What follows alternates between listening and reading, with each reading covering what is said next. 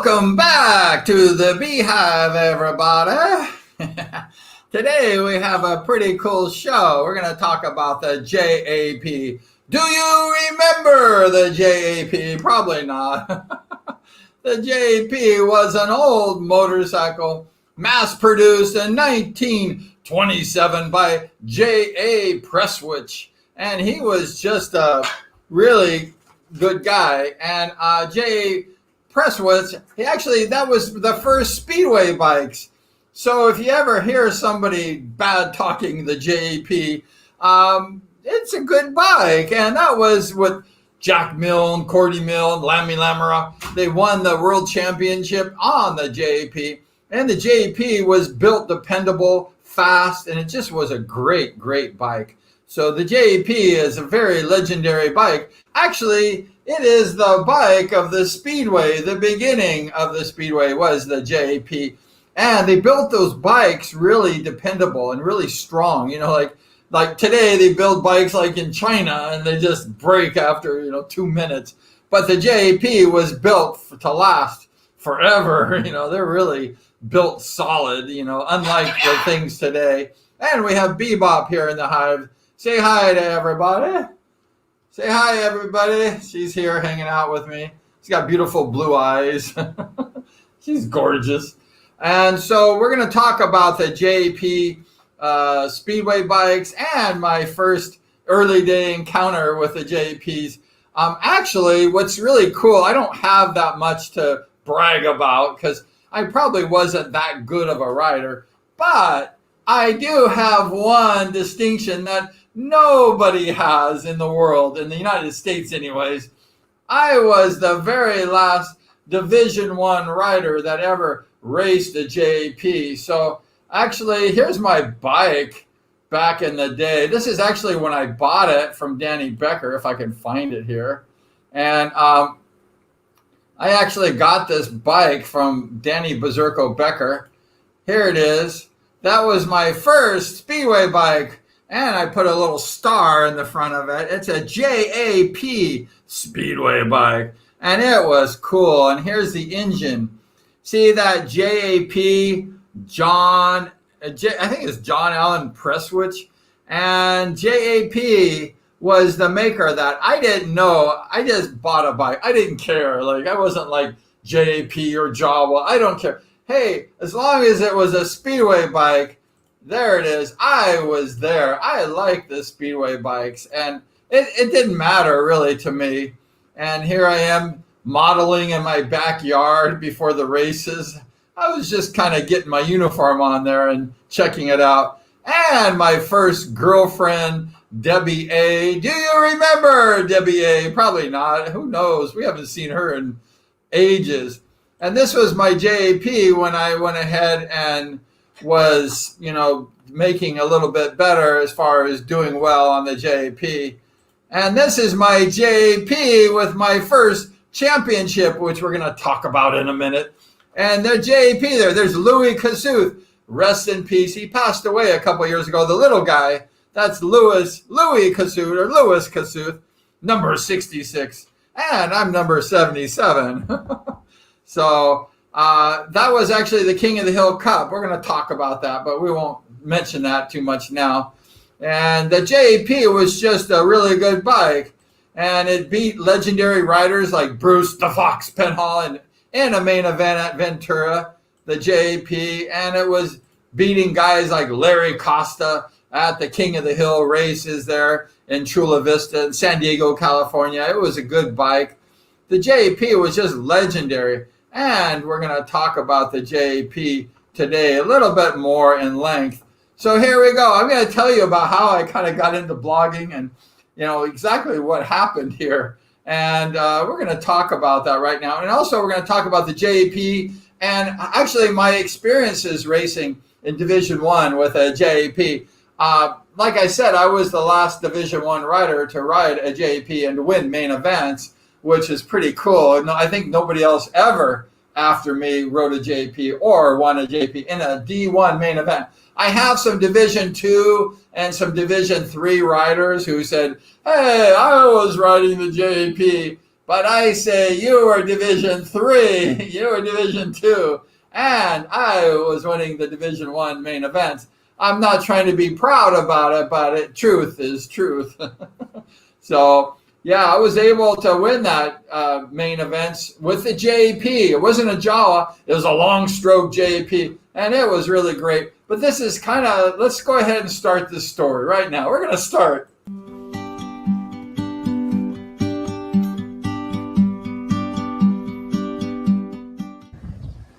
I hope you're doing well today. A friend of mine a while ago named Scott Reed, he said, you know, Brian, you should make a vlog about some of your racing experiences. And I'm like, I don't know. So today I'm going to tell you about a vlog or a story of the first time I raced Division 1 at Costa Mesa. It was with Rick Woods, my very favorite idol.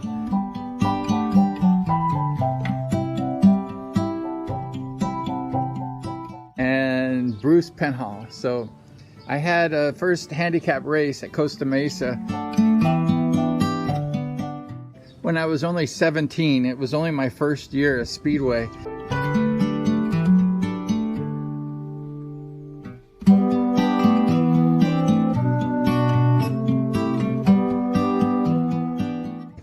And I look on the program and I'm like, Bruce Penhall and Rick Woods, very good. I was scared to death. And so I'm going to tell you about that.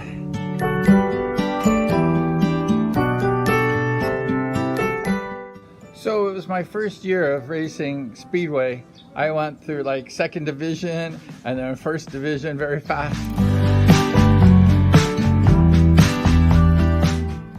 And I'm like, okay, now I'm racing the big guys. My sister, whose name happens to be Debbie, she was my pit woman. I had like one of the few pit women in the Speedway at the time at Costa Mesa. And she was kind of a foxy girl, and all the guys were like chasing her. All the riders really liked her. So I was kind of like cool with it, and you know, she helped push the bike and everything.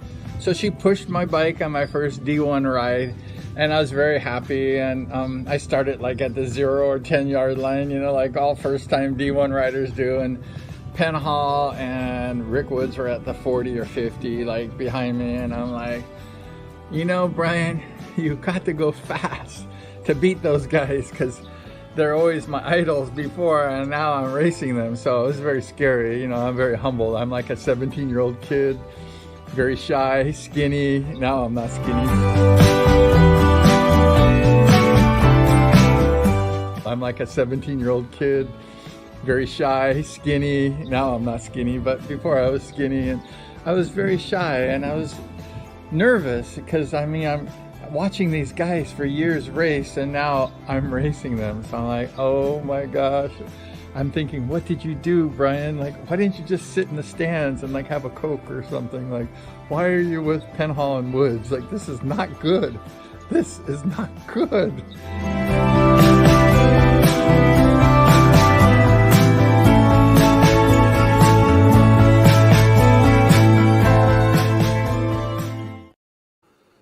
This is not good. This is not good when you race Bruce Penhall and Rick Woods in your first D1 race. I mean, Rick Woods was the legend of Speedway, and then Bruce Penhall went ahead and won those world championships. So you know you had a tough race when you're racing those living legends. And that was not an easy way to get thrown in the fire, right? And I'm not as skinny as I was when I was 17 years old. When you're young, you have really skinny bodies. You're like a toothpick. But when you get older, you get a little bigger, right? So we're having fun here in the hive. And just went ahead, and the JP was something that was really like, nobody rode the JP, especially in D1. And Jerry Fairchild, he wanted me to go ahead and give those Jawas a run for their money. And I didn't know any better, you know. Actually, Jerry liked me just because I rode the JP, and he said, oh, this guy might be a good rider a little bit. So he went ahead and sponsored me, not because I'm a really great guy. I was not a very good guy at age 17, really. I was kind of like, had an attitude and stuff. And Jerry liked me because of the bike I rode. I rode that JP. It was a long stroke. It was really great. And it was just really cool. So we went ahead and started. And actually, at the beginning, we did some practicing and we really had to work hard. I took lessons from Dangerous Dub Farrell, number 121. And Dangerous Dub, he taught me how to ride a Speedway bike during the off season before I became a D-1 rider. And I like I said with Chris Kerr yesterday, we had Fit Chris Firecracker in the Beehive. And we were talking about like his relationship with Blake Borello and how he teaches Blake and how Blake, learns a lot of this stuff. And that's exactly how I was. And I had Dub Farrell. He was the national number 2 rider. I figured that was okay, number 2. I couldn't get number 1. Mike Bass, I think, was not around. So I got the next best thing to Michael Bass, which was Dub Farrell. And I actually absorbed everything he taught me. I mean, I did that during the off season after my D3 days. And I just went ahead and, just kept, practicing everything I learned, and it paid off. So we're going to talk more about the JP and how I got to meet Jerry Fairchild. And Jerry Fairchild, when I met him, he was like an old man. And he just looked like another old man, like you meet when you're 17 or 16. I met him when I was like 16. He's just an old man. He's 90 years old. But I knew he was a good engine builder. But now I know Jerry Fairchild was a legend, and I didn't really know that when I was a young kid. All I knew is to go racing. So here we go. We're going to talk more about this whole thing, how it all got started.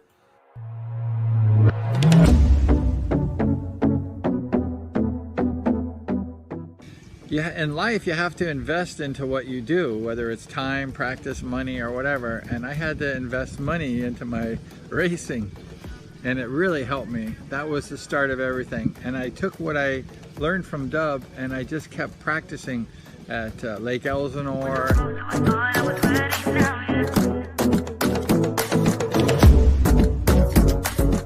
At the Speedway, I used to just practice over and over again, all during the off season. I just spent all off season and got better and better and better because of the things that Dub taught me. So that's exactly what I did all off season, is I just went ahead and practiced. Every Saturday and Sunday I used to go practice. They say one thing, right? Practice makes perfect, or really good. So that's what I did, is I just kept practicing, riding, getting the seat time on the Speedway bike. And it really worked. It was really great. So if you want to get better, what do? You practice.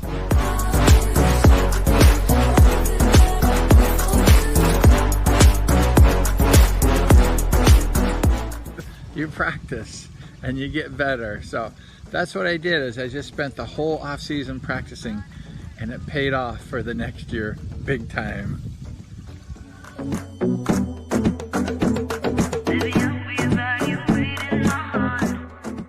And through Dub, I met a gentleman by the name of Jerry Fairchild. Do you know Jerry Fairchild? Do you remember who he is? Jerry was one of the greatest mechanics of all time. He was Dub's mechanic. He was sponsoring Dub Farrell at the time. He saw I rode a JAP, and Jerry had a special love for JAPs.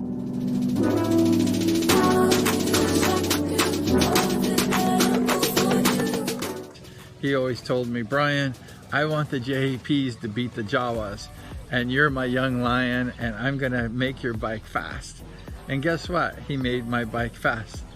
Jerry Fairchild, thank you. Rest in peace, Jerry.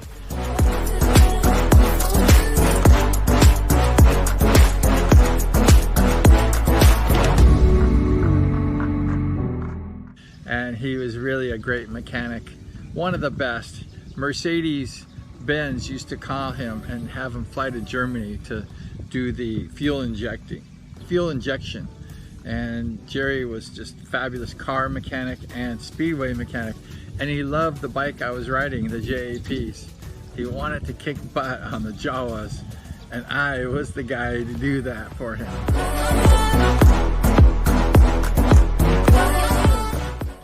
There was like nobody that rode the JAPs. So since I was like one of the only guys that rode the bike, he said, I like you. I want you to ride your bike and I'm gonna make it fast. And guess what? Jerry made my bike very, very fast.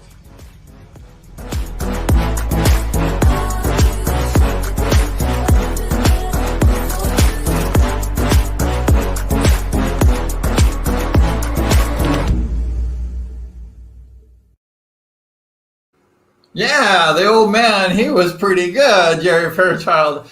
Like I say, I just thought this guy was just some old man, you know, and he was a legend.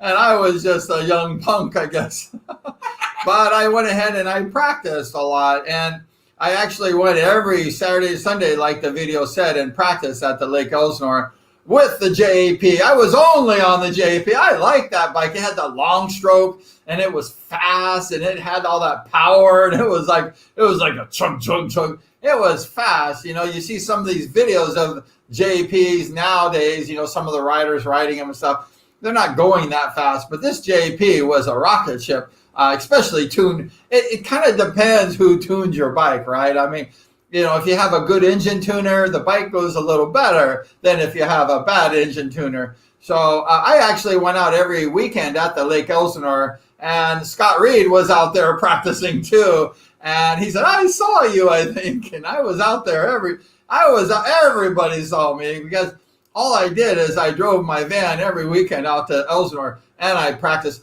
I would actually do lots of creative things when I practice. I would have the track alone and I'd have my entourage of people. And then I would actually do all kinds of exercises on the track from practicing my starts. Actually, I went ahead and had people throwing stuff at me in the track, throwing big cones, those big red cones you see in the freeway. I had people throwing stuff at me, and so I was riding in practice in the middle of my turn, and there would be this big cone thrown at me. I'm like, whoa! And I would have to like back off and stuff. And sometimes the cones hit me, of course, because they were thrown right at me. But a lot of times I was able to miss those cones.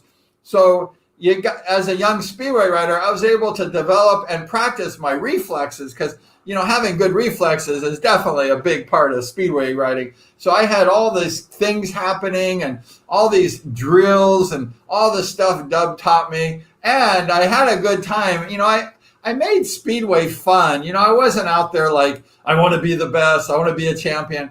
I was just like having fun, you know, like enjoying myself. And I have a video here from that particular Lake Elsinore practice track. And I was just having fun in this video. I was doing wheelies and I was just farting around, you know, I had a good time a lot. And at the end of the video, I went ahead and drove up the mountain, the one that I said Ernie Rocio went over into like 10 feet and broke his collarbone. I drove my bike at the end of this video up to the top, and then I'm waving to the camera. I was kind of a ham, and maybe I'm still a ham, I don't know, but this is the video, and I was just, like I say, enjoying myself, having a good time. And here we go. Let's see the Lake Elsinore practice with the JAP motorcycle. I like that one.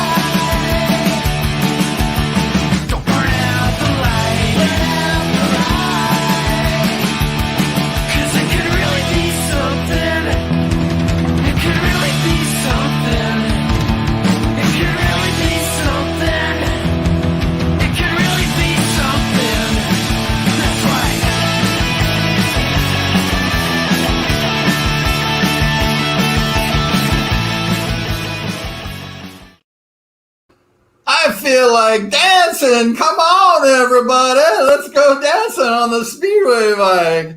How did you like that early day Speedway? I was having fun. And you know, as a rider, you got to have a little fun, right? And I just, I rode that JP like a mad dog. It was really fun. And it was a good time. And like I say, practice makes really good. So if you want to be a good Speedway rider, you get on that bike and race or practice during the off season back in the days before Steve Evans was around for the Winter Series. We had to practice because there was no races, but we would practice racing each other at the practice track, of course.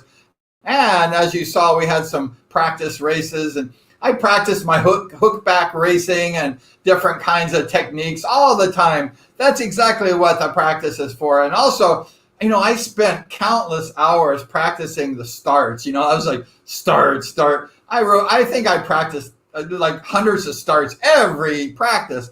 I would just work hard, and practice that start, that reflexes, and going to the first turn, diving into the first turn, trying to get that lead, because we know in Speedway that getting in the first place at the first turn is a really big advantage, and the people have to pass you if you do that. So that was really cool. And so I had some really interesting experiences on my JAP. This is a JAP show, and I'm incorporating it with my early days. So I hope that's okay. You get to see a little history of the Bumblebee. I don't talk about it that much, but I have it in my blog. So we're going to talk about it. I had some really fun races with some different riders, and I'm just sharing that with you. And all this is on my JP, mind you. It's not on a Jawa. So we had a good time on that Presswich JP. And I was, like I say, the last D1 rider to ride the JP. So it's kind of weird. I didn't know that at the time. Just about a month ago, I'm like, oh yeah, I think I'm like the last guy to like ride the JP. So that was cool. And I was just a young guy, I was only like 17. I didn't even think I was going to be in D1 because I just practiced hard to get good. I didn't practice hard to be a superstar or to be a world champion. I just wanted to be a good rider. Actually, I wanted to touch the D1. I want to be a D1 rider is really my goal. And, it'd be nice to do more, but I went ahead and I'm going to share you an experience that happened with the animal, Jim Fish. Do you remember Jim the Animal Fishback? I'm going to share with you a video of the animal right now. Welcome back, and today we got some fishermen behind me. You see these guys? They're going to catch some fish right here in the ocean. So they're going to have some fun today. Hopefully catch some fish for their family. But today we're going to talk about Jim Fishback, the animal. And do you know Jim Fishback? He was a crazy rider and really good. So we're going to talk about Jim Fishback right now. As a young teen, I remember going to Bottle and Smoke liquor store and picking up Cycle News. I didn't buy it, I was too poor, but I went ahead and read it, and I'd always read about Jim Fishback.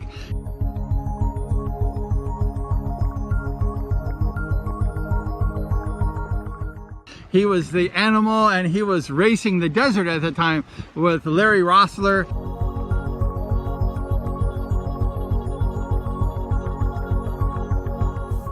And he was winning everything. I mean, Jim Fishback was crazy. Fishback ended up saying he got out of the desert racing because when he crashed really good, and there was nobody there to see him but maybe snakes and tortoises. But he wanted to race in front of people, so he switched to Speedway eventually.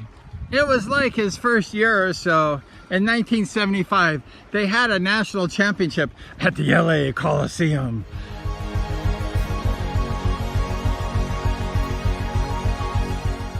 And Fishback was racing, and I sat like the 4th or 5th row back on this certain spot in the track, and Fishback was in this race, and he was riding real hard. I don't think he was going to win the championship, but he was a crazy good rider, and he actually hit the wall.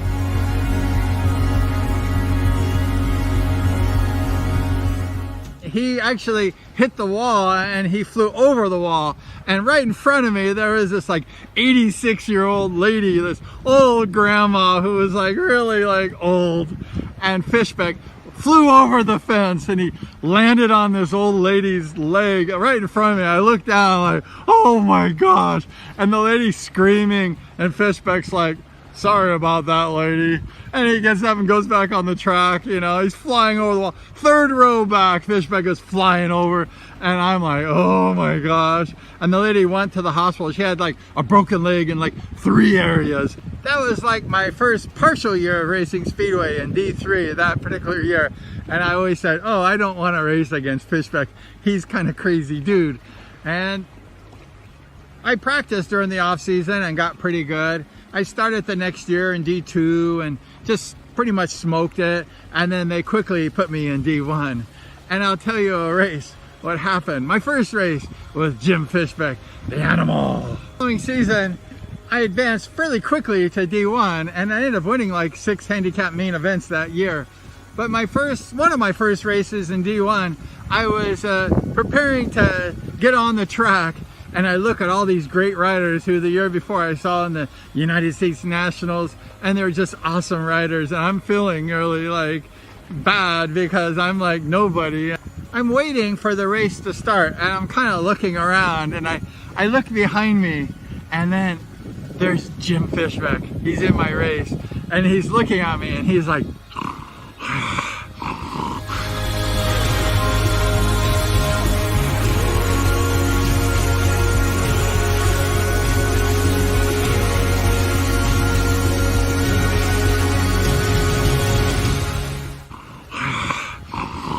and I said, what the hell is this? And Jim was like ready to eat me up alive. And I'm like, oh my gosh. I got Fishbeck in my race. And he's like snarling at me and like smoke is coming from his head. And he just looks like deranged and crazy. And I'm like, I don't like this. I don't like this. I'm a punk 17-year-old skinny kid, you know, just out there like thrown in first division. And I said, you know, Brian, you gotta ride hard against this guy because this guy will probably like knock you off the bike or he'll eat you up. He was really scary. I mean, look at this guy's face.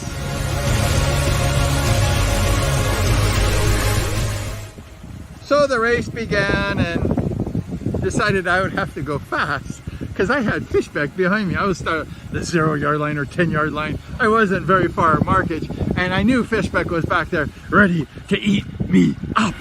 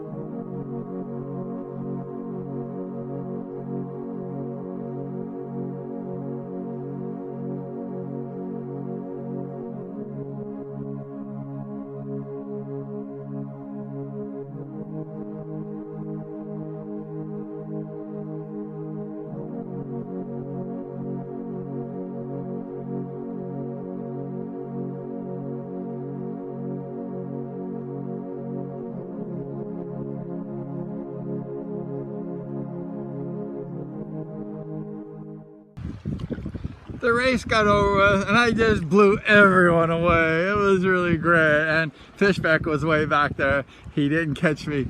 And I realized that I ride better when I'm scared and when I feel like I'm being threatened. So every time when I race, I want to feel that adrenaline rush, you know, like they're gonna get me. And so the same with Penhall. I race Penhall. I'm like, oh my gosh, this is the greatest rider ever. I was idolizing these guys last year, and then the next year they're all like racing in my race and they're all like looking dirty at me and everything. And I'm like, I am scared because I was just a punky 17-year-old brat. And I was scared out of my mind. And these guys are just fantastic. They're living legends. Later on in like the year 2006 or so, his son, Jimmy, started racing the little animal.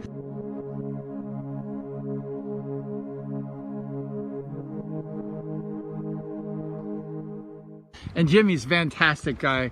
He's a really good friend of mine. I like Jimmy Fishback. He's a cool dude, number 25. And then his papa, Jim, the animal, would always go with him.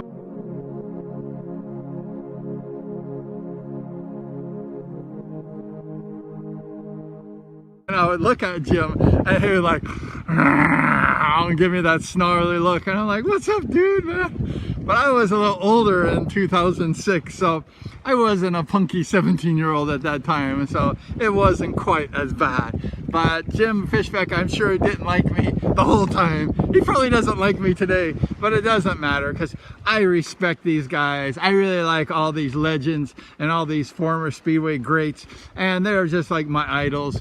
And I have no hard feelings towards anyone. And I'm sure some of these guys don't like you or don't like me, but it doesn't matter. So that's it, that Jim the Animal Fishback story. It was really cool days, and I liked beating those guys whenever I could. So that's it. Like, share, subscribe, and ring that bell. And ring that bell. Hey, wasn't that a fun story about Fishback? I like that one. It was like one of my all-time good memories of my early days, because you know, in the old days, the riders were, I talked to like Greg Hazarod, and then I talked to a lot of these older riders, and, you know, they didn't help you out back in the old days because there was a lot of money to be made in the Speedway. So they considered you as an enemy. You weren't really like a friend. And nowadays, maybe there's not as much money to be made, and everyone's trying to help each other with the pandemic thing that's going on. And you know, people are very cordial now, and we're trying to tell people to behave and, you know, be good.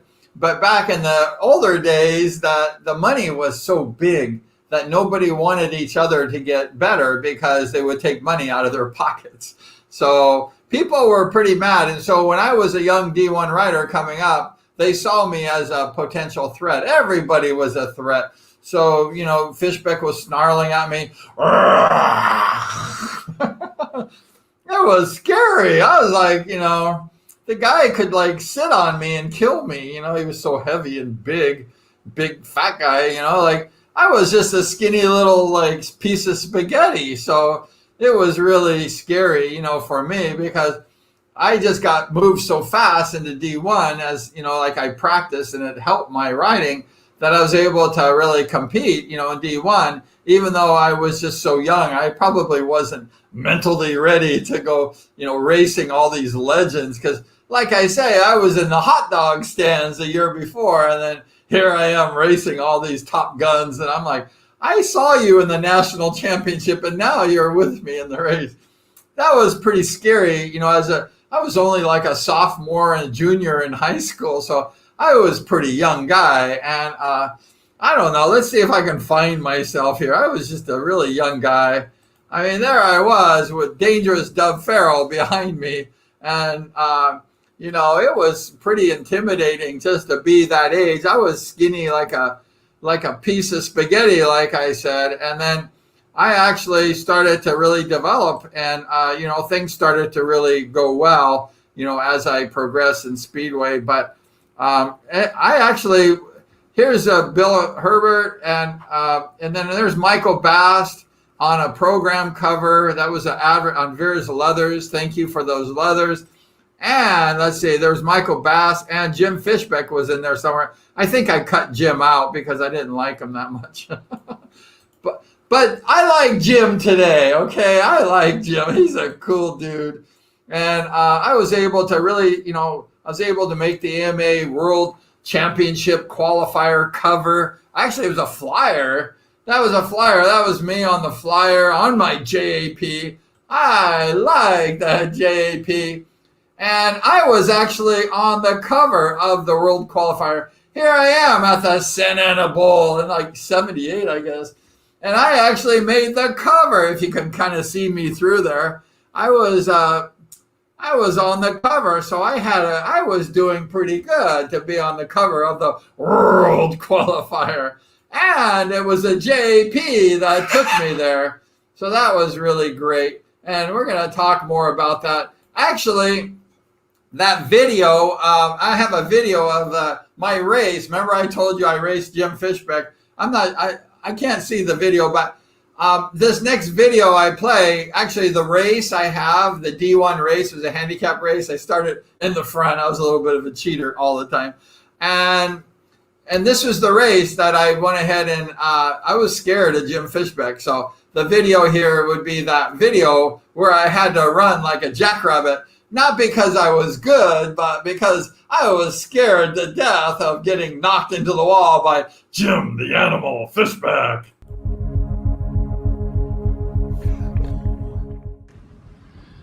I like to race motorcycles, and when I was 16 I bought the bike. I wasn't very good, and I just practiced really hard. You know, practice makes perfect.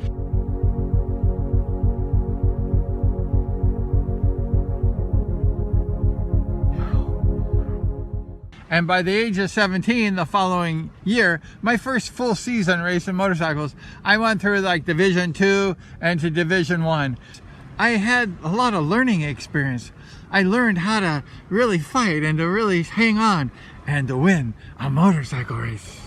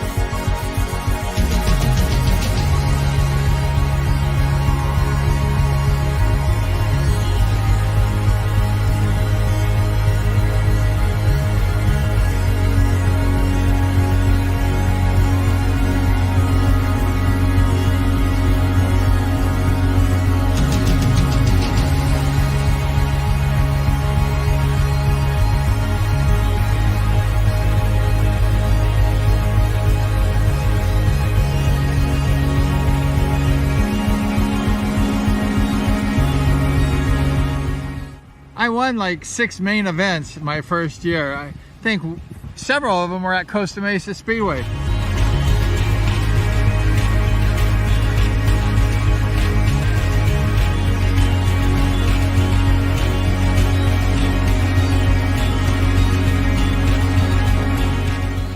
One was against Alan Crazy Christian and Brad Oxley.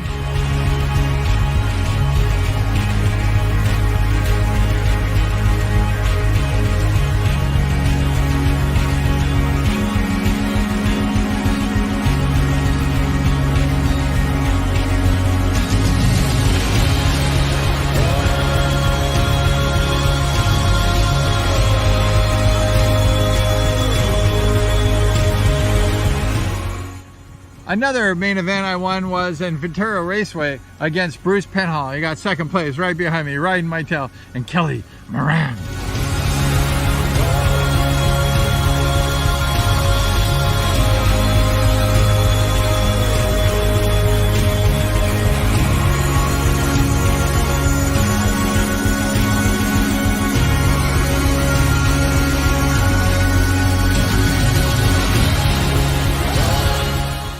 Also, I won a main event in Bakersfield. I don't remember who I raced. I think it was Dub Farrell and a few other guys.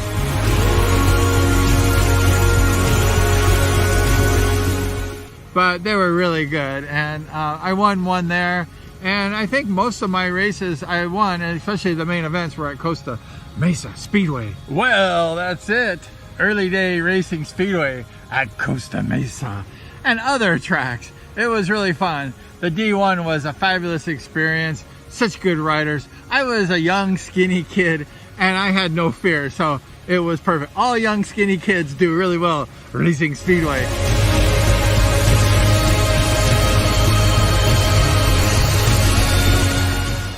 And now, of course, I'm kind of like not young and I'm not skinny. I'm very fat. But anyways, that's another topic. We won't talk about that right now. But thanks so much for watching. And I appreciate you subscribing to the channel. It really means a lot to me. And I have some loyal fans and I appreciate that. Some nice comments. And I just try to do my best. I hope my content is interesting to you. And even if you don't know much about, let's say, motorcycle races, at least you learn something new.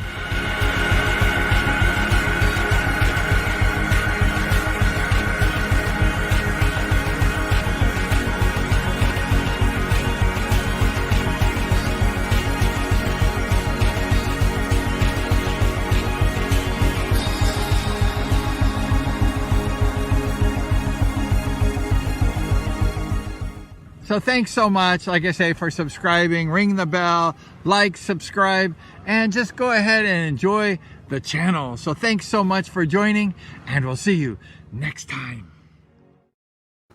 We'll see you next race. Oh, that was fun. I like that stuff. That was cool. The early days of Speedway, riding with the legends, was really a lot of fun. And I cherish those memories a lot.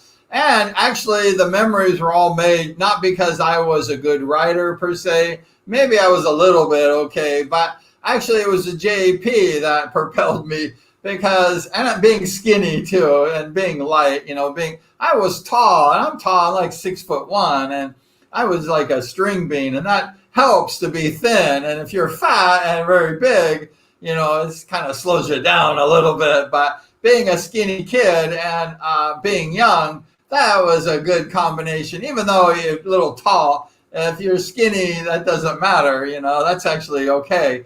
So the JAP was actually the whole thing that made my early day racing spectacular for me. I achieved all my dreams in the early days because of the JAP. And it was because of meeting that old guy, the old man named Jerry Fairchild. He just saw me as a D3 rider and said, I like you. I rode D3 really kind of crazy a little bit, like I was riding hard. Here I am with Kenny Longren, the track photographer at the Paris Raceway. I'm riding into Kenny. I think I crashed that time. I said, this is D3. I have no gloves on. I was just out there with no practice.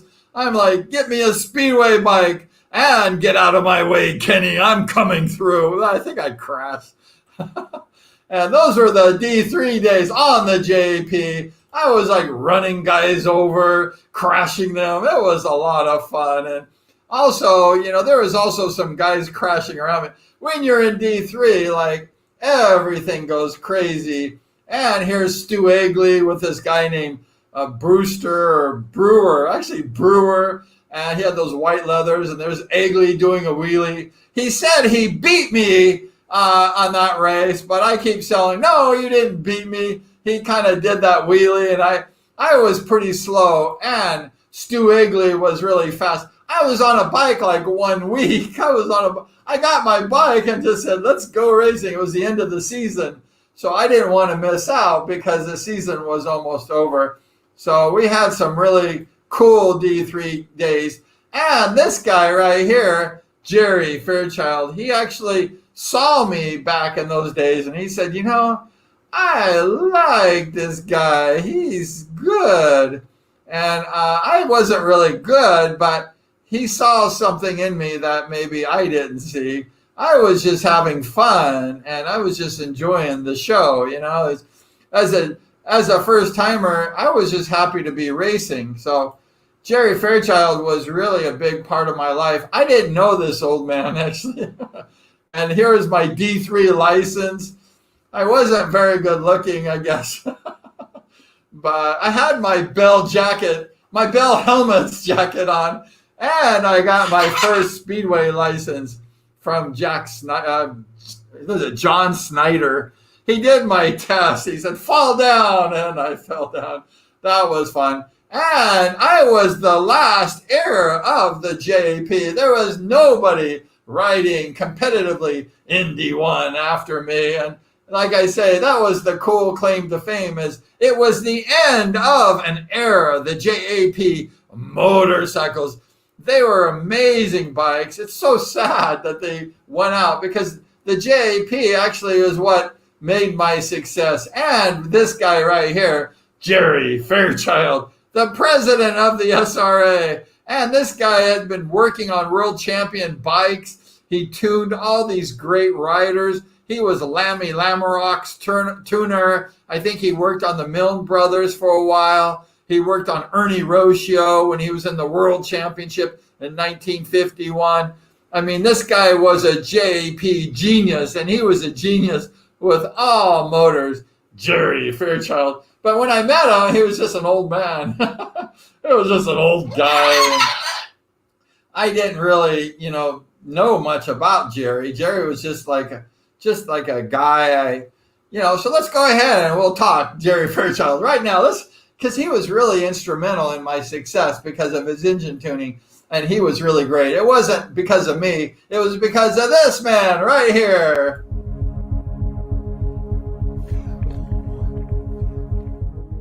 Welcome to my channel, and thank you so much for subscribing.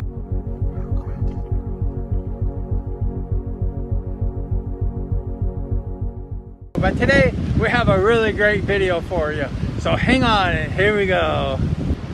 Today I'm going to pay tribute to a guy who really helped me out. He did so much for me in my younger days when I was a young Speedway rider, and I was his young lion. He always called me man, like, hey man, how you doing? He was a cool guy, like my father. His name is Jerry Fairchild.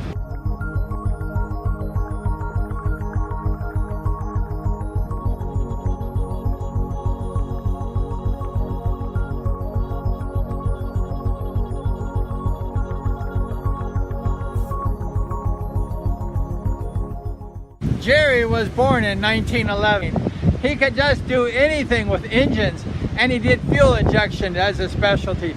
But Jerry was just a genius, a wizard with engines. He also served people. He helped the motorcycle racers. He helped the Speedway riders. He was the president of the SRA.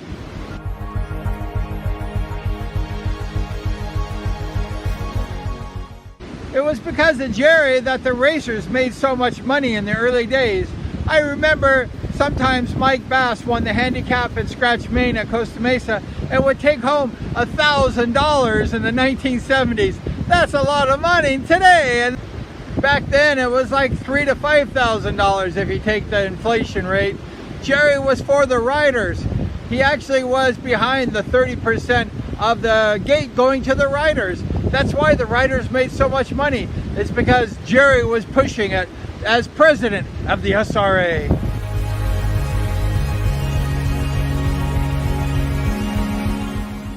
In about the mid-1940s, Jerry was tuning for a young lion named Ernie Rocio. He was about 20 years old or so.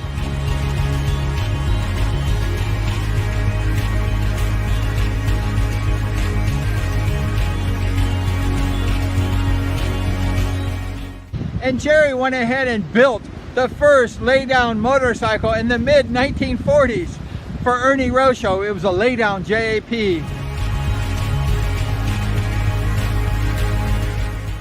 When Jerry sponsored me, I saw that JAP sitting in his shop, and I said, Jerry, what the world is this lay-down engine? And Jerry said, this is the wave of the future. This is how Speedway bikes are going to be really fast. They're going to have the lay-down engine, and they're going to go ahead really fast the way that they're designed. And I said, did you do that? And he said, yes, I know it will work. And I said, I don't think so. And guess what? Today, all the fast motorcycles are lay-down engines. Jerry was right. He is a very smart man and 50 years ahead of his time.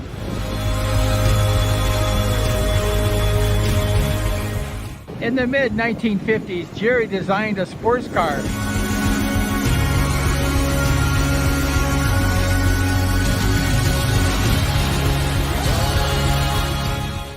It was fuel injected with a twin overhead cam.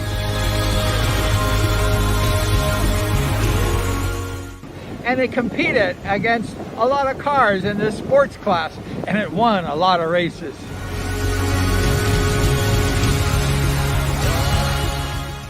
Jerry Fairchild was a wizard with cars, motorcycles, anything with an engine. Jerry knew how to make it run fast. In 1966, Jerry opened Fairchild Industries. They specialized in fuel injection, and for Bosch and Mercedes, Jerry told me that Mercedes-Benz would call him and he would fly to Germany and take care of the fuel injected for Mercedes-Benz. So he was a genius. Jerry ran his business successful in the 60s, in the 70s, and the 80s. And today, Jerry Fairchild Industries is still being run today by the great-grandson, or the grandson, Robert Fairchild. He is the grandson of Jerry Fairchild. When Jerry passed away in 1989 at the age of 78, Robert took over the business and moved to Northern California. And Jerry Fairchild Industries is still running to this day.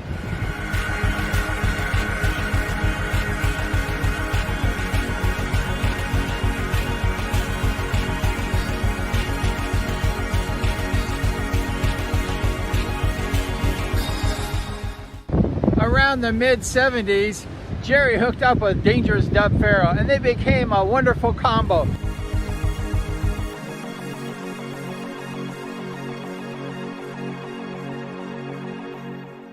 Jerry Fairchild and Dangerous Dub Farrow.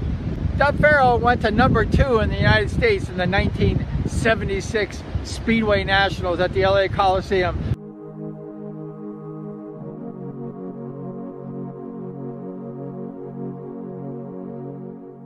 Right behind Mike Bass, Dub Farrow was number 2, and Jerry Fairchild was his top mechanic. Fairchild sponsored Dub the whole time, and Dub was just an amazing rider.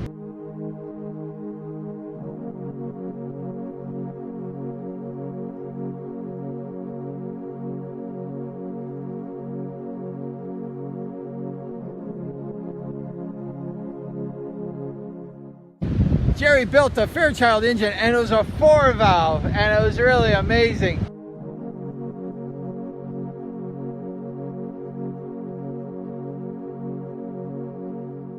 Shortly after that time, Jerry hooked up with me. He hooked up with me.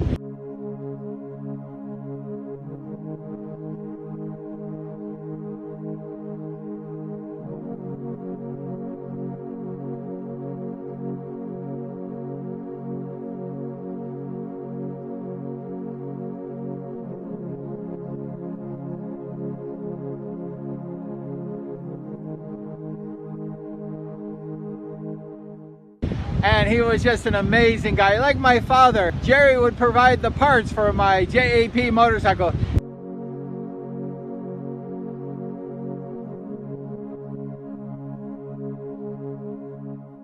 He had this sensational love for the JAP, and he told me, Brian, I want you to go out and beat those Jawas on this JAP. You can do it, man. And I said, I will do it, Jerry.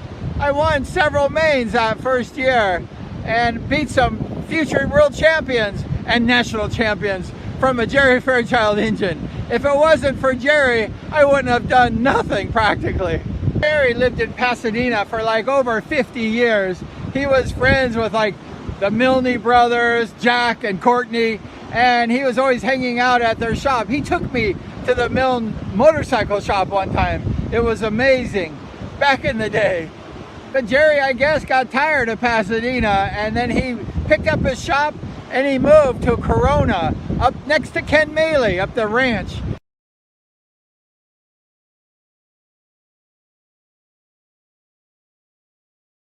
And I used to go up all the time practicing with Maley, and then get my parts from Jerry and have him work on my bike. Jerry was just an amazing mind. He just had it all. I mean, it was just amazing. And at 1989, like I mentioned, he passed away at the age of 78. And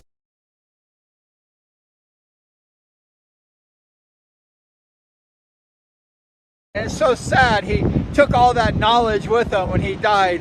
I was always thinking I would love to have a little bit of Jerry's engine knowledge. Well, that's it. Jerry Fairchild, rest in peace, my friend, my father. Just love that guy to bits. Jerry was just an amazing person. Anyone who was in the Speedway family or knew about Dangerous Dub Farrell, he became famous because of who? Jerry Fairchild.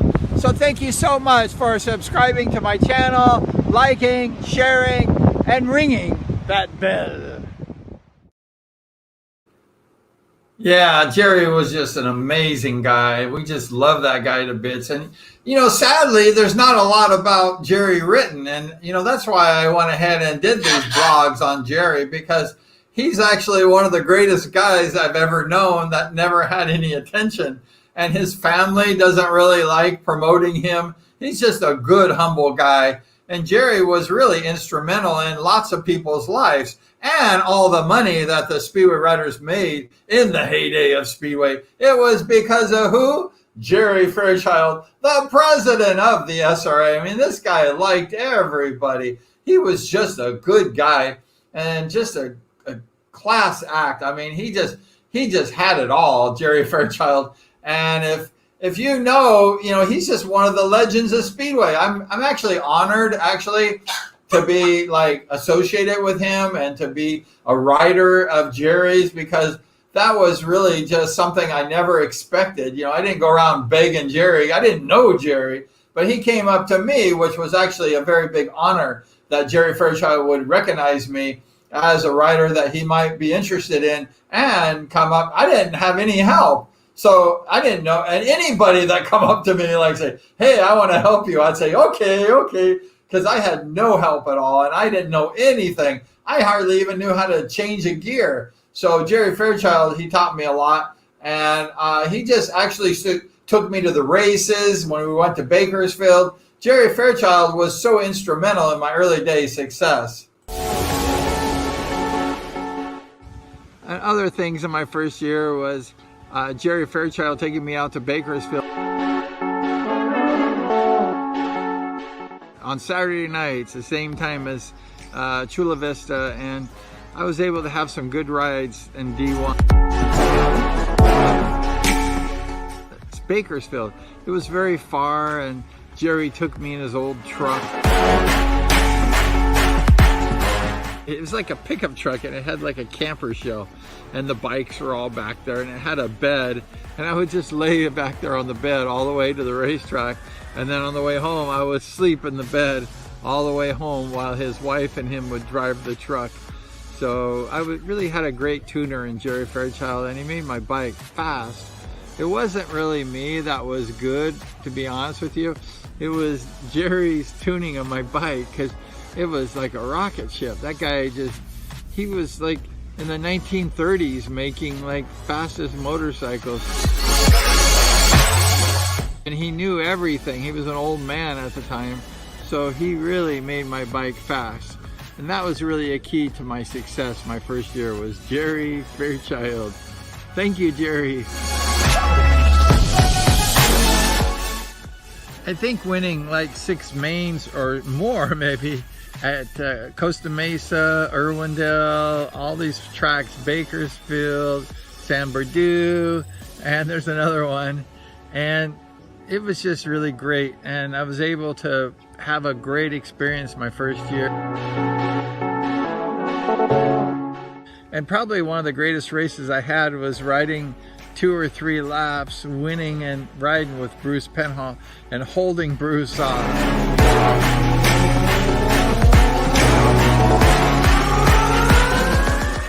And holding Bruce off. I don't know how I did it. My bike was fast. Like I say, Jerry made my bike fast. But I was able to hold Bruce Penhall off a couple or 3 laps in a handicap ride, and he tried passing me on the outside, and he couldn't do it. But I think I was scared, I'm like, I'm just gonna go for it. And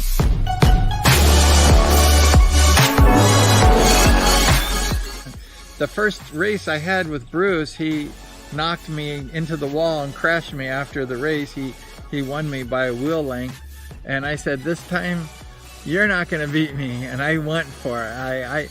I guess I have a little competitive drive to me once in a while, and I rode hard, and I just said, you're not going to beat me, Bruce, and I gave it all I had. I was tired after the race, but I just gave it everything I had, and that was a very big highlight because Bruce went ahead and became very famous, won 2 world championships. I think he won a United States championship.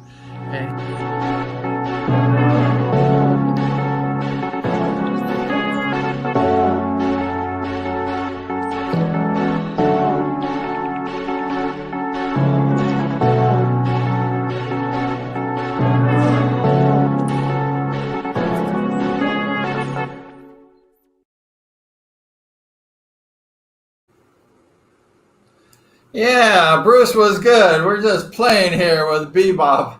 Bruce was a hard rider. I mean, anytime you race Bruce the Fox Penhall, it was not an easy ride. And when I won that main event, I had another race. It was my first race. They'd always put me against Bruce Penhall. I think, like I said in the past, I think Harry Oxley didn't like me because I had beaten his son Brad in a championship, our first championship. We're going to play that video in a minute, but every race I would actually open up the program and it would say Brian racing Bruce the Fox Penhall. Like, dang, how many times can I race this guy? Because I really didn't like to race Bruce Penhall. Of course it was good because now I have a couple stories, but at the time, you know, Bruce was one of the hottest young up-and-coming riders in the United States. And so when I had to race Bruce every single time, I was like, oh my gosh, Bruce Penhall again. I got Penhall every race. I didn't like that much, but I actually had a first race against Bruce Penhall, and it was quite the interesting event. And it was my very first race in D-1, and it was just really a crazy race. And I talked to Bruce Penhall about it, and he doesn't remember anything. Why? Because Bruce Penhall, he raced about 3,000 races after that, so he could never remember that race. But we're going to go ahead and play that race. I got mad after my first race with Penhall, and I kind of got more strong, saying, you know, I'm going to race this guy. Like, he beat me by a whisker on the first race, and something happened. We're going to talk about that right now.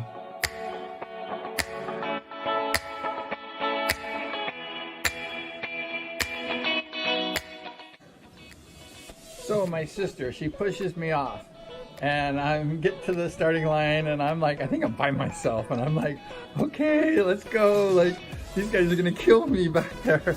And you know, I'm holding my clutch in, and the tape goes up, and I'm off, and I'm scared, right? You know, like when I'm scared, I just have to go faster because I'm like nervous. So I'm just riding my race, and I'm in first place. You know, the whole 5 laps or whatever, or 4 or 5 laps, I'm in first place. I'm like, this is pretty good. Like, I'm enjoying this race. And the fast guys were behind me. And then all of a sudden, on the last lap, I felt pressure coming from behind me. And I'm like, uh-oh, who is that? And I kind of peek a little, and there's Bruce Penhall. And I kind of peek a little, and there's Bruce Penhall, the famous Bruce Penhall next to me, and he's riding like a devil, you know, like, and I'm like, oh, faster. And I made a bobble coming out of turn 3 and 4 at Costa Mesa, just a little bobble, just boop. And Penhall just like, he snuck around the outside of me, and I'm like, oh. And every muscle must be torn. And Penhall just like, he snuck around the outside of me, and I'm like, oh, faster. And at the finish line, Penhall, he beat me by a wheel length, maybe a half a meter, just a little. And it was my first race in D1. I was running pretty fast, but Penhall was running fast too, like always. And so I was like, okay, Brian, okay, you got second place to Bruce Penhall. At least you got Rick Woods, you know. But I was pretty happy. I'm like, hey, you know, like Penhall barely squeaked by me, you know, and that was good for a first timer. So I was very happy. And then we go around turn 1 and 2. After the race was over, we slowed down, and Penhall slowed down next to me. So I thought, oh, this is great, Penhall, you know. He were gonna shake my hand, so I put my hand out to shake Penhall's hand, and Penhall kicks my bike. He like kicks my bike, and I go flying into the wall. You know, we were slow. We were going like slow. And I go crashing into the wall like I'm laying on my bike. I'm like, what the hell was this? And I was shaking Penhall's hand, and he's kicking my bike, you know, like, and I'm crashing, you know, after the race was over. We were going like 5 miles an hour, you know. I didn't get hurt, but I was very shocked, you know, like, what the hell is this? So anyways, I kind of get up and say, Brian, just don't say anything. This is Bruce Penhall. So I'm walking in the pits, and my sister has my bike, and then she drops my bike, and she goes running up to Penhall to like fight Bruce Penhall. And she's like, what did you do to my brother? Why did you do that? And I'm freaking out. I'm like, oh my gosh, Bruce Penhall, don't do that one. And then she's ready to fight Bruce Penhall. She goes, don't you ever do that to my brother. I will beat you up. And Bruce Penhall is like mad at my sister and kind of giving her a little lip. And then my sister's yelling at Bruce. And this is like my first race, right? And I was like shocked. And so I was like grabbing my sisters by the waist and, come back, it's Bruce Penhall. Like, leave him alone. It's famous Bruce Penhall. Like, don't mess with him, you know. She goes, I don't care. You messed with my brother. So they're fighting like, ah. And I'm like, oh no, what a disaster. I was like, I just want peace, you know. And then they're fighting. So my sister said, why did you do that to my brother? I'm very mad at you. And Bruce said, well, your brother doesn't know how to fix his motorcycle. His chain guard was flying off and almost hit me in the head. And in those days, we had these like big, heavy aluminum chain guards. And I looked down at my bike and my chain guard was missing. And it flew off and it nearly hit Penhall in the head. I think he was trying to pass me.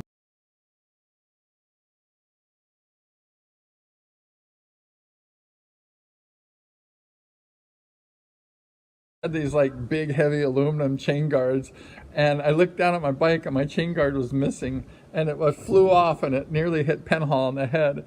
I think he was trying to pass me, and I think it almost hit him or something, and he was pissed. Penhall was mad, and my sister was mad, and they were like fighting. Wah!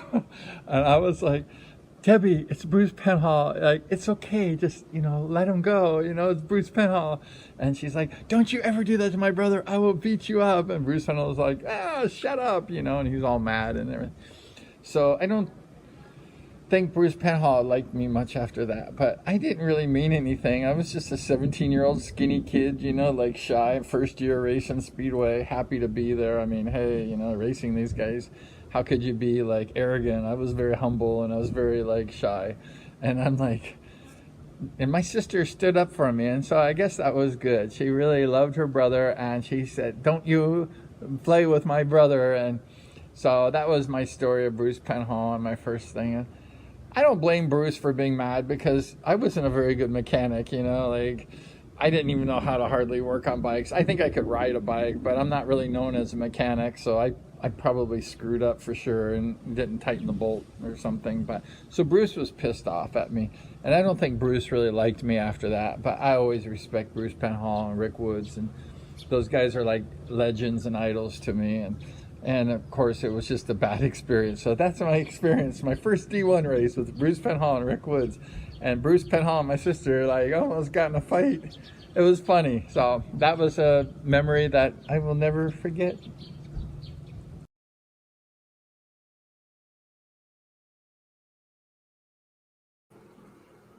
That was a lot of fun. I mean, Bruce Penhall didn't even remember that when we had the live stream interview here a few weeks ago. And Bruce Penhall said, really? I did that?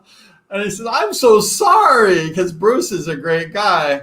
And actually, my whole life, I thought Bruce hated me because of that incident. Every time I'd see Bruce, he would like look the other way. So I thought for sure he would never come on my show.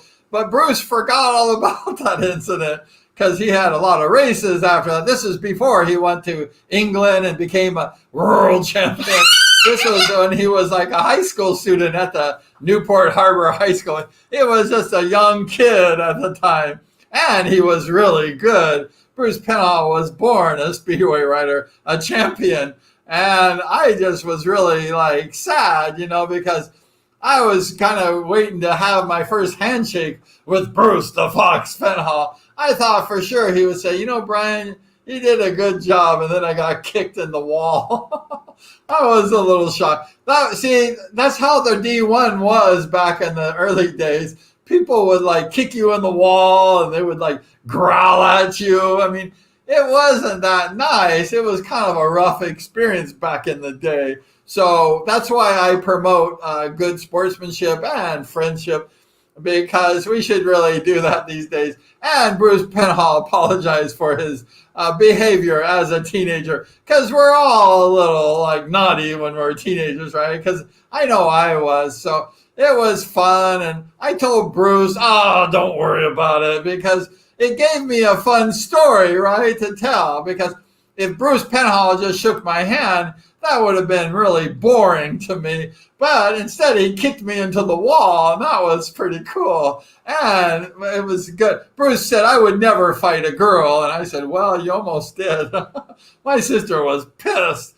And Bruce was kind of mad, too. So that was kind of fun. And then later on, when I raced them in that Ventura race, in that main event, I raced them in my handicap, my semi, and main. And I think I did pretty well in all three races. I can't remember, but I remember the main event for sure. And Bruce Penhall was trying to get me. And I'm like, I remember that first race that we just talked about, where not that Bruce kicked me in the wall, because I didn't care. But I remember Bruce beating me by a whisker at the finish line. And Bruce was, you saw him in Heat 7 in the 1981 World Championship with Ole Olsen. I mean, Bruce Penhall came and beat Ole Olsen by a whisker, and he was losing really big the whole race in that 81, his first World Championship in Heat 7. So I said to myself, this is before that time, I said, you know what? I am not going to let Penhall beat me. I am not going to let him beat me by a wheel, because Penhall's kind of famous for that. He was famous because he didn't give up. I mean, when Bruce Penhall, this is a lesson for all the young riders, that when you're riding, just never give up. As long as the race is going, you can win that race. Let's say you're in second place and you're getting close to the leader. Give it all you can, because that's exactly what Penhall did all the time. So I knew from that first experience that when Penhall was behind you, that he was not going to give up. I mean, Penhall goes for it, and it was exhausting. I worked hard. I remember I was so tired after that race. I had all these legends the whole night, the Moran brothers and Schwartz and Penhall, all the living legends back in the day before they became really famous, and they were really good at the time. And it was just hard to beat those guys. And I just was exhausted. I mean, I remember every ounce of energy was gone, when you beat these guys, because they're hard. These guys are not just no problem. You give it all you have and you're wiped out, at the end of the race. And I remember that first race with Penhall, and I said, you know what? He's not going to win you by a whisker. No way. I was not scared of Penhall on the track. I was fired. And I was not going to let him beat me. And I won that main event. I had a girlfriend. And then actually, here's a picture of that particular main event, if I can find it here. I had a girlfriend, and she told me, if you kiss this trophy girl, here she is. Here's a trophy girl from that main event, from the win with Bruce Penhall. My girlfriend, Debbie A., she said, if you kiss that girl, I am going to leave you that night. And I'm like, oh, don't leave me. And she goes, if you win and kiss that girl, and I had that was actually a good trophy girl. I had some uglier trophy girls. Here's an ugly trophy girl. That was at Irwindale Raceway. Do you remember the Irwindale Raceway? Now there's a Miller Beer Company there. That girl wasn't. But those kids were really fun in the background. They're like, he's going to kiss the girl. She was kind of wild and crazy, and some of these trophy girls were not really that cute, so I got to get her off the screen. She was not good looking. So, anyways, there she goes. She's off the screen. Thank gosh.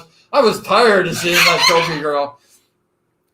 But I went ahead and had some good rides. It was some really good year, and it was a lot of fun, and just you know, we got a chance to really have a good time.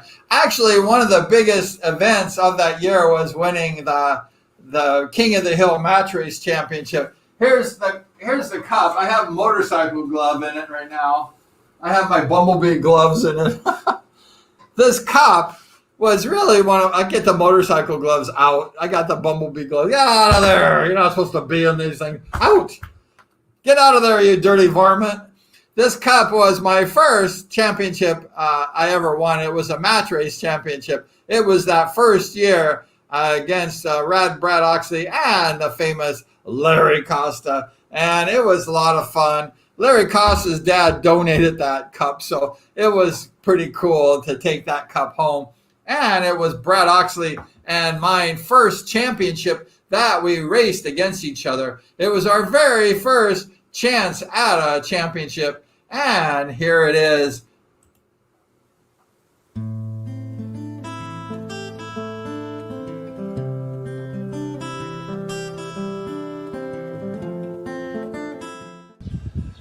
So they had 3 of us compete for the King of the Hill Match Race Champion. It was me, Larry Costa, and Brad Oxley. But because I had left so long and came back, I was in second place in the most wins in the King of the Hill. And Brad was number 1. So Brad got the weight in a bye, and it was between second place and third place, which was me and Costa. And Costa's dad donated that beautiful cup. Only to keep out all the sweat. I had to do the best 2 out of 3 match races with Larry Costa first. And I beat him, I think, twice in a row. I can't remember, but I kind of beat him pretty good. If all you knew was gold, all along you've been a fool. So it came to the final. It was me and Brad Oxley, and I wanted that cup.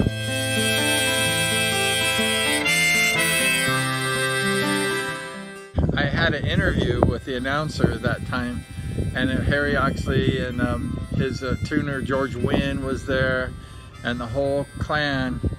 And I was like, I want to win that cup. I want that cup. And they interviewed me right before the race of the match race, the final. And I was kind of like bragging. I was like, I'm going to win this cup. I'm going to beat Brad and I'm going to win this cup. And people afterwards said, did you know what you said? You said you're going to beat Oxley and you're going to win that cup. And I said, I will win that cup. I don't care what I said. And I was thinking, you're a bragger. You know, you're saying you're going to beat Brad Oxley. I wanted that cup. Your head, you know, you might as well. So the finals came between me and Brad. And it was the best 2 out of 3 match races. And I don't remember if I won all 3 or 2 out of 3. I can't. All along you thought that you. I won that cup, and I was happy. All you knew was gold. All along you've been. My first championship, my first year racing Speedway at age 17, still a junior in high school at Elmo. I won that championship.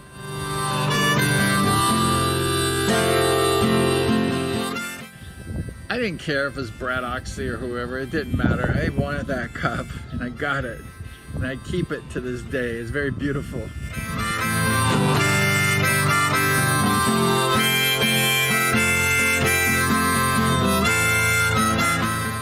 That was my ending at Chula Vista South Bay Speedway. The track, I think, closed after the end of the year.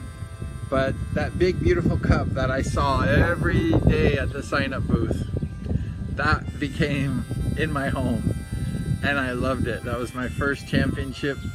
And that was Brad's first championship also. And we just fought, you know, we just fought for that. And we, you know, dug in and, you know, I got that thing. So I was very happy. And that's good memories. And the last time we raced at South Bay Park and it closed, but I got that cup. All along you thought that you... So I became King of the Hill match race champion, and it was really good. And then I start racing D1 at Costa Mesa, Ventura, San Bernardino, Bakersfield. I started racing D1 and I won like, I think 6 handicap main events that year. My first year, I won 6 handicap main events. That was good. I was very happy. So the end of the first year was great. So that was the first year of Speedway. I was on fire, I think. I had a good year, a great year, considering I came from D3 and did that in D1 at age 17. Not so shabby.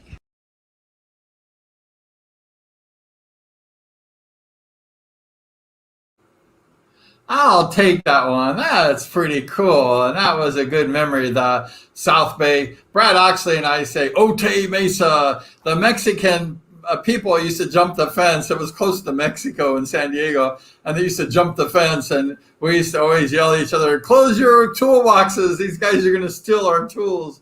And it was a lot of fun. And that was just a good memory. The Otay Mesa, the San Diego Speedway track, they had a really cool track. It was like a size of Costa Mesa, a little bigger. It was a fun, fast track. We rode that track hard, and it was on the JAP that I won all those races in D1 and the King of the Hill match race champion. I loved my JAP. That thing was fast and it was good. So I had really pretty good success on that JAP. And then they went ahead and had that SRA strike. They went ahead and cut the SRA, and everything kind of went crazy after that. And I lost my mechanic. He wouldn't ride at the Costa Mesa anymore. So that kind of wrecked the year pretty bad after that when that thing happened. But anyway, so that was pretty cool. And, we had some good times on that JAP. The show is about the success of the JAP. And here was Larry Costa in a newspaper. I'm leading Larry. He's got his wheel into my hand. Larry Costa was a good rider, and he went to Europe racing for the Bellevue Aces in the British League, I believe it was. He was an ace, and he was a good rider. And I was just a young kid just having fun in Speedway. It was a lot of fun in those days, and just had a good time. I got a chance to be a little popular. I had a lot of fans and stuff and did a lot of autographs. I think I signed autographs sometimes for like 45 minutes. And so it was good. And here's a picture of me with Denny Pyatt. Denny Pyatt is behind me, actually. This was at the Santa Ana Bowl that year. And Denny Pyatt actually didn't beat me the whole year, really. I don't think once. And then the world qualifiers came when I was on the cover of it, and then Denny Pyatt went ahead and had a big success, and he was really good, Denny Pyatt. This was the world qualifier that year of the AMA World Championship qualifier, and I was lucky to be on the cover. That was pretty cool to be on the cover of the World Championship qualifier. I was pretty humbled, to be on that cover. I was like, I'm not worthy. And this guy here won that particular championship. He was good, and he went ahead and passed away a couple years later. It wasn't too bad. It's a lot different than in America, the smaller tracks we run, but for my first night I think I did all right, and I'm looking forward to giving it another try. The tracks are much shorter, aren't they, in the States? Yes, they're probably about 1/4 of the size of the tracks here. And it's the same type of sport, and you do the same thing when you're on the bike. It's just you have to adapt your style a little bit to ride the longer tracks. You're impressed with the way the boys start over here? Yes, I've noticed that right off the bat is the what we call gating. When you go out of the starting gate, they're a lot quicker over here. This is world-class competition. You got guys from all over the world, and they really know what they're doing. What made you come over here, Denny? Well, what I just mentioned, world-class competition. If you want to be a world-class rider, you got to ride against the best to learn, and that's what I'm doing here. Denny Pyatt, rest in peace, brother. He passed away just a couple years after the Santa Ana Bowl, and he was racing in England. I think it was Hackney Stadium, and in Europe. He was, Denny turned out to be a great racer. He started off a little slow, and that should be something to tell all the young riders. He started off very slow. He wasn't winning, and he wasn't doing that well. And then Denny just all of a sudden just shot up like a rocket ship in his progression. And so that's why I always tell people that don't worry about like where you're at right now. Just worry about doing those things necessary to advance to become a higher level rider, because that's exactly what Denny Paya did. He didn't so if he didn't do good one night, he just went home, like Chris Kerr said, and say, figure it out. Like, what happened? What did I do wrong? And just keep improving, keep fine tuning your ability. And that's what Denny Paya did, rest in peace. And he passed away a few years later. But that's another story.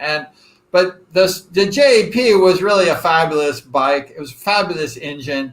I went ahead and made a blog. It's a little crazy, but I made a little blog on the JAP, and we're going to pretty much close the show on the blog I made of the JAP.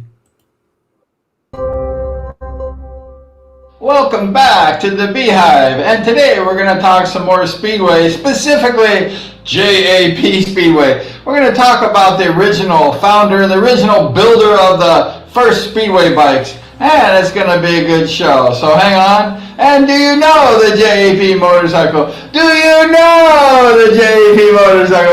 It's really fast, so we're going to talk about that right now.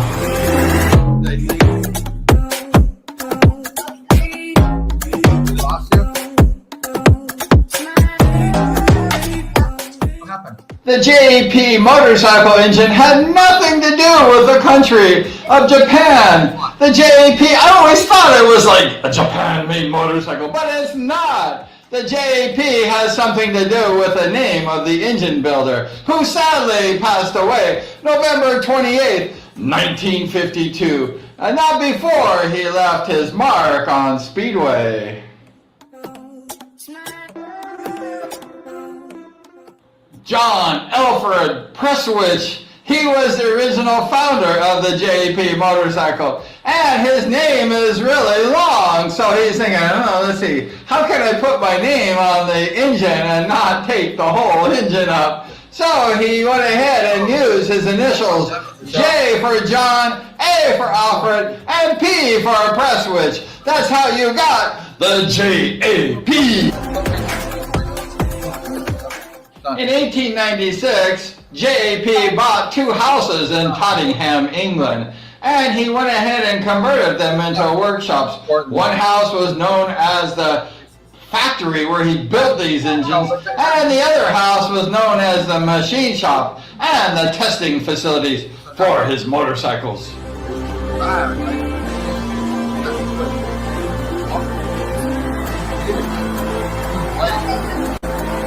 I don't like. JAP later bought a church, an old rundown church next door to his house, to the factories. And that's where he went ahead and hired over 50 workers to assemble and build these motorcycle engines and these other kinds of engines.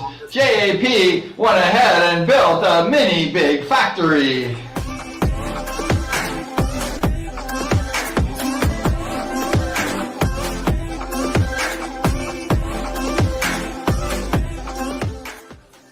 In 1903, JAP produced his first motorcycle engine. It was a 293cc, but we call it a 300cc motorcycle engine. And it was so good that the motorcycle dealership and the engine builder, Triumph, they went ahead and stole that engine and they manufactured it to make their Triumph 300cc bikes.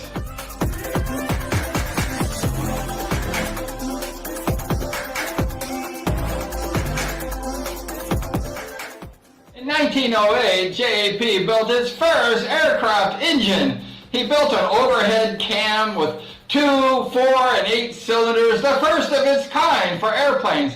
And when the World War II broke out, JAP built over 240,000 engines for the Royal Air Force. And he built over 1 million parts. So all those fighter planes you saw from Great Britain, They were all built by who?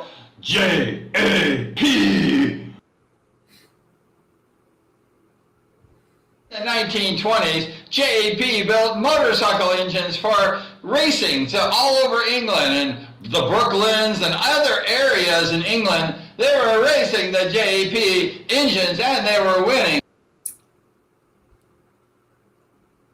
The first recorded J.A.P. Speedway bike was built in 1928 in the factory. It was the first 500cc Speedway engine. And as we know it today, the J.A.P. was born. It grew in England, and they went ahead and raced Speedway until they had the first Speedway World Champion in 1936. And guess what bike they rode? They all rode the J.A.P. in England. That was all they had, and they were fast. You think good on?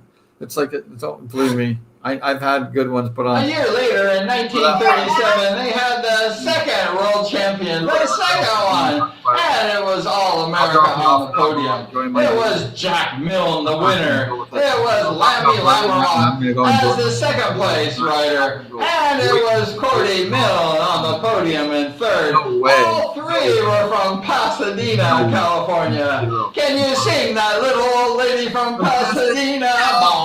No, not that one. They actually were all buddies, and they got the podium in the World Championship. 1, 2, 3. The Milnes and Lammy, they went ahead and ruled the world on a J.A.P. in 1937.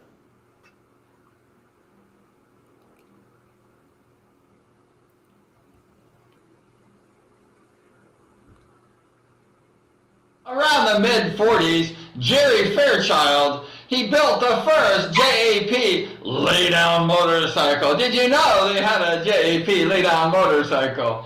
And he told me that he knew that it was going to be the wave of the future. And he was right.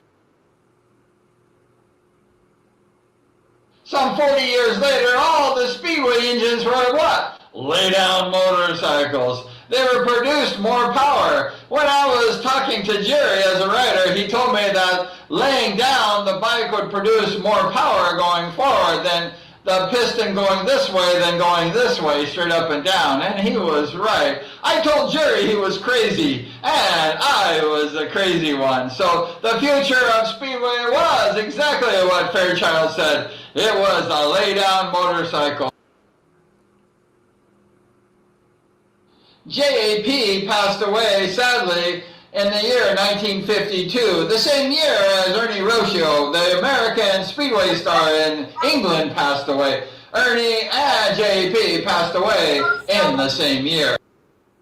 Also was wondering if Brian left the key so I could use the suite as bicycle. In 1964, the J.A.P. motorcycle, the shop, and everything that he built was liquidated, and there was no more. And in 1968 was the revival of American Speedway at the Whiteman Stadium.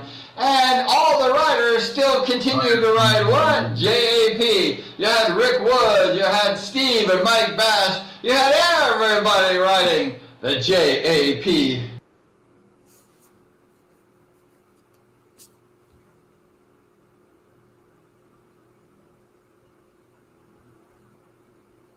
In the mid-70s, I bought my first J.A.P. I got it from my paper route, and I bought it from Danny Bazergo Becker, number 22. And he went ahead and I had Jerry Fairchild. He knew a little bit about those J.A.Ps since he was designing the lay-down engines in the 40s. He was kind of an old man at that time, but very, very smart. And he went ahead and rebuilt my J.A.P.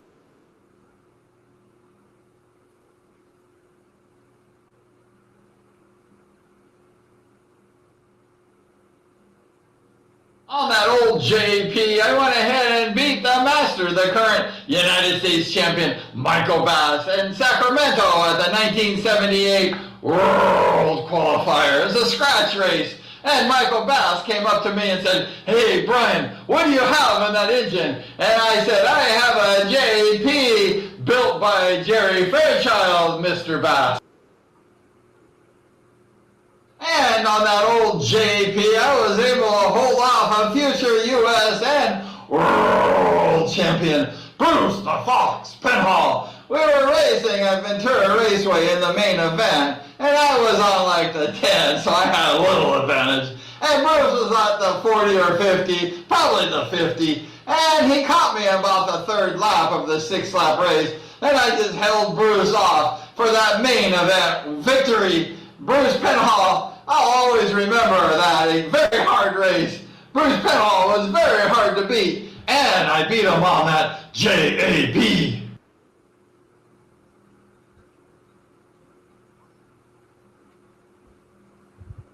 That old JAP won that cup right there, the match race championship.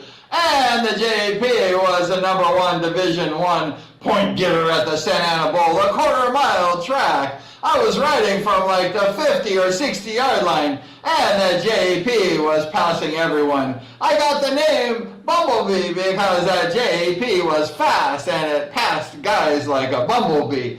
So the JAP was a wonderful engine. I love the JAP. And sad to say it discontinued and there's no more JAP. But the other bikes are really fast nowadays, so it's okay. So that's the blog today on the JAP. I hope you enjoyed it. Hope you had a good time and learned something new about the JAP. They were really fast. I had the long stroke and it was fast. I think they hauled butt, especially with Jerry tuning it. So thank you so much for watching the blog and learning about the JAP today. We have other videos here that you might want to check out, some really cool stuff. So please like, share, and subscribe to the channel if you like the content, because we're going to do some live stream shows and lots of cool stuff. So please ring that notification bell and you'll be alerted to all the new videos. So please like, share, subscribe, and always ring the bell.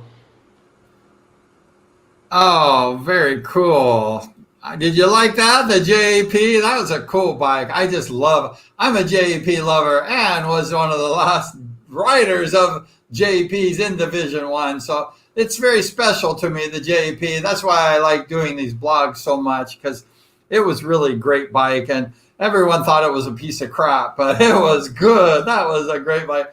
I will never say. So we want to thank Jerry Fairchild for all the memories we had with him. He was a great man, a great tuner, just a great human being, and just, you know, sorely missed. We wish we could have a little bit of his knowledge. He took a lot to the grave, so we're real sad about that. But thank you so much for watching today. The JAP, this was the JAP story. All these races and stories were all won on a JAP, so we really have a good time. Not enough is talked about the JAP because only the old riders were riding it. But in the modern era, I was like the only rider, actually in the later part of the era, to ride that JAP. In the beginning, there was a few, but then they fizzled out because everybody was riding the Jawa. But the JAP was really a sensational bike if it was tuned properly, and probably was a bad bike if it wasn't tuned properly. So thank you so much for watching. Saturday, just a couple days, we have Siggy in the Hive, Dennis Sigalos, and Dennis is we're gonna have a lot of fun. We're gonna talk about some fun stuff, so you're not gonna want to miss Siggy in the Hive. So, and thank you so much for watching the JAP show. I wanted to do this show just for fun. Did a lot of videos and showed some of my videos from my blogs here. And thank you for subscribing. Ring that bell for Siggy. He's going to be in the Hive coming up this Saturday, 11 a.m. California time. You're not going to want to miss Siggy. So thank you so much. You guys, appreciate your patronage to the channel. We're having a good time here in the Beehive. And just stay on two wheels. I might go on a ride, a long distance ride right now. It's actually the morning time where I'm at, so there's lots of time to go riding. And I might take a really long ride, like 2 hours right now. So thank you so much. Stay on two wheels. I hope I stay on two wheels. And we're going to go ahead and see you next show with Siggy. And thank you so much. And we're going to see you next race.